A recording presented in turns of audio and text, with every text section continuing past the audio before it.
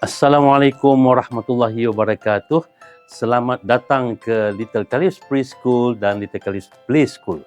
Ibu bapa yang rahmati Allah SWT, kami ucapkan jazakumullah khairan kathiran kerana percaya pada kami, menyerahkan amanah yang paling berharga buat ibu bapa, iaitu anak-anak yang kita kasihi. Kami faham tangisan anak-anak kita, takut tak nak lepaskan tangan mak bapak, dan doa tuan-tuan dan puan-puan untuk anak-anak. InsyaAllah di Little Khalif's kita bukan saja mengajar membaca dan mengira, tapi yang lebih penting daripada itu, di samping semua kemahiran akademik yang diperlukan, kita ajar mereka untuk mereka kenal siapa pencipta mereka, apa tujuan hidup mereka, kenal perintah-perintah Allah dan sunnah Nabi SAW.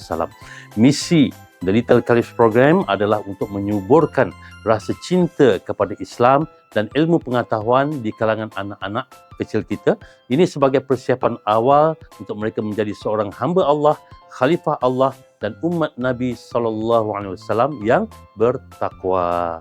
Kepada para guru, anda bukan hanya untuk mengajar anak-anak pandai menulis, membaca, mengira, tetapi lebih daripada itu, anda sebenarnya sedang mencorak pembangunan seorang insan yang nanti akan dihadapkan kepada Allah Subhanahu Wa Taala.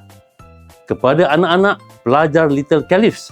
Selamat belajar di Little Khalif's. Belajarlah dengan seronok, dengan gembira.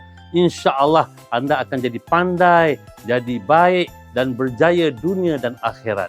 Selamat kembali ke sekolah. InsyaAllah kita bekerjasama untuk membina masa depan anak-anak kita.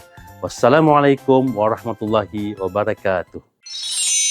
Little Khalif's.